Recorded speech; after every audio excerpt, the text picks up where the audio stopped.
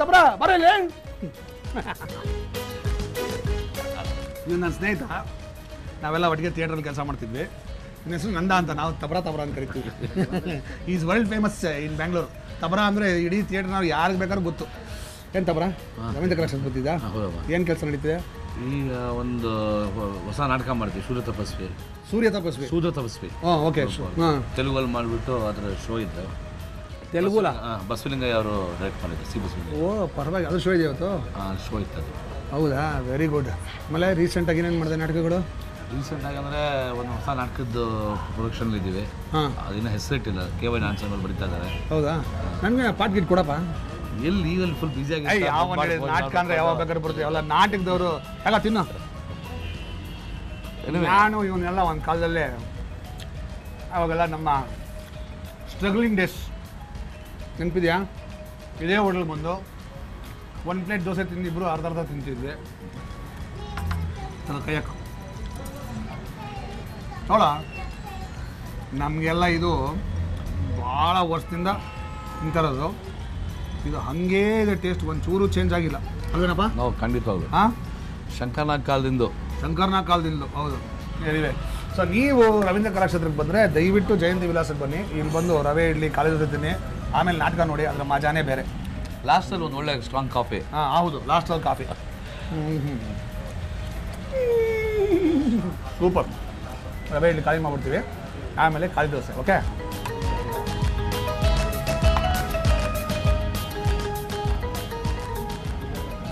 ಒಂಚೂರು ಬದಲಾಗಿಲ್ಲ, ಹಂಗೆ ಇದೆ. ಏನಂದರೆ 4:15ಗೆ ಪ್ರಜಾವಾಣಿ ಪೇಪರ್ ಒಳಗೆ ಸುತ್ತಬಿಟ್ಟು ಫ್ಲಾಟ್ ಪೇಪರ್ ಕುತ್ಕೊಂಡು ತಿಂತಾ ಇದ್ವಿ. ತಗೊಳಪ್ಪ, ತಿನ್ನಪ್ಪ. ಪ್ಲೇಟಲ್ಲಿ ತಿಂತಾ ಇದೀವಿ ಅಷ್ಟೇ, ವ್ಯತ್ಯಾಸ ಅಷ್ಟೇ. ಬಿಸಿ ಇದೆ ಬೇರೆ, ತಣ್ಣಗಿರೋದು. ಅದೇ ಟೇಸ್ಟ್, ಒಂದು ನಯಾ ಪೈಸೆ ಹೆಚ್ಚು ಕಡಿಮೆ ಆಗಿಲ್ಲ. ಖಾಲಿ ದೋಸೆಯಿಂದ ಸಾಂಬಾರಿಂದ ಖಾಲಿ ದೋಸೆನ ನೋಡಿ ಹೇಳ್ತೀನಿ. ಇದು ಖಾಲಿ ದೋಸೆಯಿಂದ ಸಾಂಬಾರಪ್ಪ. ವಾ ಚಲೋ. ನೀವು ಅಷ್ಟೇ ಇಲ್ಲಿಗೆ ಬಂದರೆ ಕಣ್ಣು ಮುಚ್ಕೊಂಡು ಜಯಂತಿ ವಿಲಾಸಕ್ಕೆ ಬಂದು ತಿಂಡಿದ್ದೀನಿ, ಚೆನ್ನಾಗಿರುತ್ತೆ. ಇಲ್ಲಿ ಎಂಥ ಗ್ರೇಟ್ ಈ ಹೋಟ್ಲು ಅಂದರೆ ನೀವು ನಂಬಲ್ಲ. ನಾನು ಹೇಳಿದ್ರೆ ಕಮಲಾಸನ್, ಓಂಪುರಿ, ಆಮೇಲೆ ಕೋಕಿಲಾ ಮೋಹನ್, ಪ್ರಕಾಶ್ ರೈ, ಅರುಂಧತಿ ನಾಗು, ಶಂಕರ್ ನಾಗು, ಆನಂದ್ ನಾಗು ಎಲ್ಲ ಇಲ್ಲಿ ಬಂದು ತಿಂಡಿದ್ದಾರೆ. ಅಂಥ ಹೋಟ್ಲಿದು 50 ವರ್ಷದಿಂದ ನಡ್ಸ್ಕೊಂಡು ಬಂದಿದ್ದಾರೆ. ಅದ್ಭುತವಾಗಿರುತ್ತೆ. ಈ ಕಾಳಿದಾಸ ರಿಚುವಲ್ ಕಂಪ್ಲೀಟ್ ಅಂತಂದರೆ ಅಲ್ಲಿ ಲಾಸ್ಟಲ್ಲಿ ಒಂದು ಅರ್ಧ ಕಾಫಿ, ಸ್ಟ್ರಾಂಗ್ ಕಾಫಿ, ಅದು ಸ್ಟ್ರಾಂಗ್ ಕಾಫಿ. ಇದು ಕುಡಿದ್ಬಿಟ್ಟು ತಿಂದ್ಬಿಟ್ಟು ಕುಡಿಯೋಣ, ಏನಂತ. ಸೂಪರ್ ಆಗಿದೆ. ಇಲ್ಲಿ ಬಂದು ನೀವು ತಿಂಡಿ ತಿನ್ನಿ.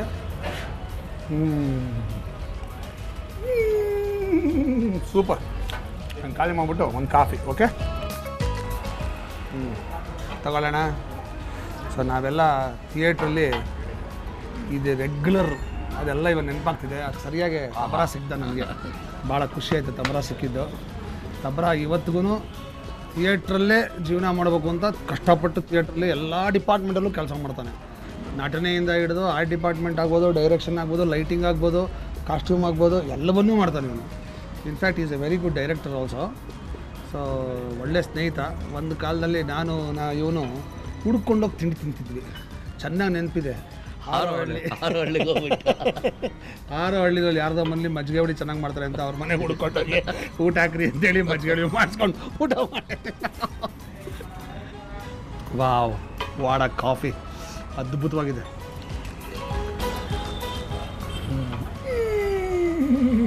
ಸೂಪರ್, ಅದ್ಭುತ. ಸತ್ತಬರ ಭಾಳ ಖುಷಿ ಆಯ್ತು ನಮಗೆ ಸಿಕ್ಕಿದ್ದು. ಓಕೆ, ರಂಗಭೂಮಿ ದಿನದ ಶುಭಾಶಯಗಳು ನಿನಗೆ. ಓಕೆ, ಇನ್ನಷ್ಟು ದೊಡ್ಡ ನಾಟಕಗಳು ಮಾಡಿ ಇನ್ನಷ್ಟು ಕೀರ್ತಿಯನ್ನು ಗಳಿಸು. ಓಕೆ, ಯಾವುದಾದ್ರು ನಾಟಕದಲ್ಲಿ ನನಗೂ ಒಂದು ಚಾನ್ಸ್ ಕೊಡು, ನಾನು ಒಂದು ಆ್ಯಕ್ಟ್ ಮಾಡ್ತೀನಿ. Okay, thank you very much. ಬನ್ನಿ ಕೈ ರುಚಿ ಸ್ಟಾರ್ಟ್ ಮಾಡೋಣ.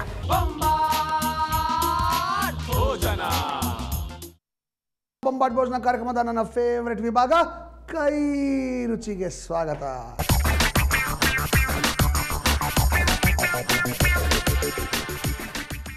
ಕೈ ರುಚಿಯಲ್ಲಿ ಇವತ್ತು ಸ್ಪೆಷಲ್ ಆಗಿ ಒಂದು ಸ್ವೀಟ್ ಮಾಡ್ತಾಯಿದ್ದೀನಿ. ಈ ಸ್ವೀಟ್ಗೆ ನಾನಿಟ್ಟಿರೋ ಹೆಸರೇನು ಗೊತ್ತಾ? ಲವಲಾಸಿ ಲಡ್ಡು. ಲವಲಾಸಿ ಅಂದರೆ ಹಿಂದಿಯಲ್ಲಿ ಪ್ರೇಮದಲ್ಲಿ ಆಸಕ್ತಿ ಹುಟ್ಟಿಸುವಂತಹ ಅಂತ. ಚೆನ್ನಾಗಿಲ್ಲ ಹೆಸರು, ಲವಲಾಸಿ ಲಡ್ಡು. ಈ ಲಡ್ಡು ತಿಂದುಬಿಟ್ರೆ ಯಾರು ಮಾಡಿಕೊಡ್ತಾರೋ ಅವ್ರ ಮೇಲೆ ನಮಗೆ ಪ್ರೇಮದ ಆಸಕ್ತಿ ಹುಟ್ಟುತ್ತೆ, ಪ್ರೇಮ ಹುಟ್ಟುತ್ತೆ. ಲವ್ ಆಸಕ್ತಿ, ಲವಾಸಕ್ತಿ ಈಸ್ ಲವಲಾಸಿ. ಲವಲಾಸಿ ಲಡ್ಡುಗೆ ಏನೇನು ಪದಾರ್ಥಗಳು ಬೇಕು ಅಂತ ನೋಟ್ ಮಾಡ್ಕೊಳ್ಳಿ. ಮೊದಲನೇದಾಗಿ ನಾನು ಸುಮಾರು 1.5 ಕಪ್ಪಷ್ಟು ಕಡಲೆ ಹಿಟ್ಟನ್ನು ತೆಗೆದುಕೊಂಡಿದ್ದೇನೆ. 1.5 ಕಪ್ಪಷ್ಟು ಪುಡಿ ಸಕ್ಕರೆಯನ್ನು ಪುಡಿ ಮಾಡಿಟ್ಕೊಂಡಿದ್ದೇನೆ. ಸಣ್ಣದಾಗಿ ಕಟ್ ಮಾಡಿರ್ತಕ್ಕಂಥ ಗೋಡಂಬಿ, ಸಣ್ಣದಾಗಿ ಕಟ್ ಮಾಡಿರ್ತಕ್ಕಂಥ ಬಾದಾಮಿ, ಸ್ವಲ್ಪ ದ್ರಾಕ್ಷಿ, ಒಣದ್ರಾಕ್ಷಿ, ಸ್ವಲ್ಪ ಹಾಲು, ಏಲಕ್ಕಿ ಪುಡಿ, ನಟ್ಮೆಗ್ ಪೌಡರ್ ಅಂದರೆ ಜಾಕಾಯಿ ಪುಡಿ, ತುಪ್ಪ. ಇವೆಲ್ಲ ಲವಲಾಸಿ ಲಡ್ಡುಗೆ ಬೇಕಾಗಿರ್ತಕ್ಕಂಥ ಪದಾರ್ಥಗಳು.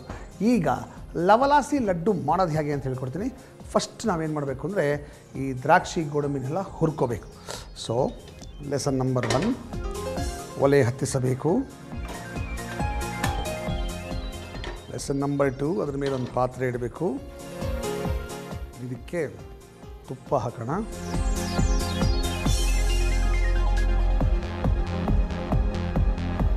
ಒಂದು 4 ಚಮಚದಷ್ಟು ತುಪ್ಪ. ತುಪ್ಪ ಹಾಕಾದ್ಮೇಲೆ ಇದಕ್ಕೆ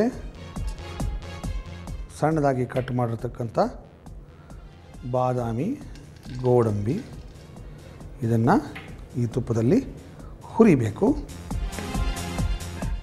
ಸೊ ನಾನು ಬಾದಾಮಿ ಗೋಡಂಬಿನ ಹುರ್ಕೋತೀನಿ. ಅಷ್ಟರಲ್ಲಿ ನಿಮ್ಮೆಲ್ರಿಗೂ ಒಂದು ಕಿವಿ ಮಾತು. ಅಯ್ಯೋ ಸಾಕು, ಪೇಪರ್ ಓದಿದ್ ಕೊಡ್ರಿ. ಪೇಪರ್ನು ಓದಕ್ಕೂ ಬಿಡಲ್ವಲ್ಲ ನೀನು? ಅದೇ ಹೇಳ್ದೆ, ಒಳ್ಳೆ ಪರೀಕ್ಷೆಗೆ ಓದೋ ತರ ಓದ್ತಾನೇ ಇರ್ತೀರಾ. ಅದ್ರ ಮೇಲೆ ಯಾಕೆ ಸಕ್ಕರೆ ಹಾಕ್ತಾ ಇದೆಯಾ? ಸಕ್ಕರೆ ಎಲ್ಲ ಈಗ ಥಂಡಿ ಕಾಲ ಅಲ್ವಾ, ಒದ್ದೆ ಆಗೋಗ್ಬಿಟ್ಟಿದೆ, ಆಮೇಲೆ ಗಂಟಾಗೋಗುತ್ತೆ. ಅದಕ್ಕೆ ಈ ಥರ ಪೇಪರ್ ಮೇಲೆ ಹರಡ್ಬಿಟ್ಟು 1 ಗಂಟೆ ಬಿಟ್ಬಿಟ್ರೆ ಆ ತೇವಾಂಶ ಎಲ್ಲ ನ್ಯೂಸ್ ಪೇಪರ್ ಹೀರ್ಕೊಂಡ್ಬಿಡುತ್ತೆ. ಆಮೇಲೆ ತಿರ್ಗಾ ಫ್ರೆಶ್ ಆಗುತ್ತೆ ಸಕ್ಕರೆ. ನನ್ನ ಹೆಂಡತಿ ಸಿಕ್ಕಾಪಟ್ಟೆ ತಿಳ್ಕೊಂಡಿದ್ದಾಳೆ. ಏನು ಮಾಡಬೇಕು ಅಂತ ಇನ್ನೊಂದ್ಸಲ ಹೇಳ್ತಾಳೆ, ಕೇಳಿ. ಸಕ್ಕರೆ ಥಂಡಿ ಕಾಲದಲ್ಲಿ ತೇವ ಆಗ್ಬಿಡುತ್ತೆ, ಆಮೇಲೆ ಗಂಟಾಗ್ಬಿಡುತ್ತೆ. ಅದಕ್ಕೆ ನ್ಯೂಸ್ ಪೇಪರ್ ಮೇಲೆ ಹರಡ್ಬಿಟ್ಟು 1 ಗಂಟೆ ಬಿಟ್ಬಿಡಿ. ಆ ನ್ಯೂಸ್ ಪೇಪರ್ ತೇವಾಂಶ ಎಲ್ಲ ಹೀರ್ಕೊಂಡ್ಬಿಡುತ್ತೆ, ಸಕ್ಕರೆ ಮತ್ತೆ ಫ್ರೆಶ್ ಆಗಿರುತ್ತೆ.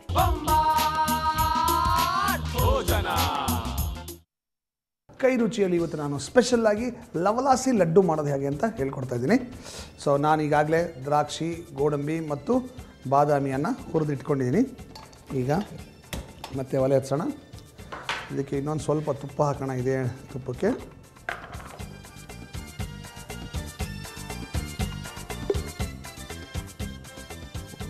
ಒಂದೂವರೆ ಚಮಚ ಹಾಕಿದ್ರೆ ಸಾಕು.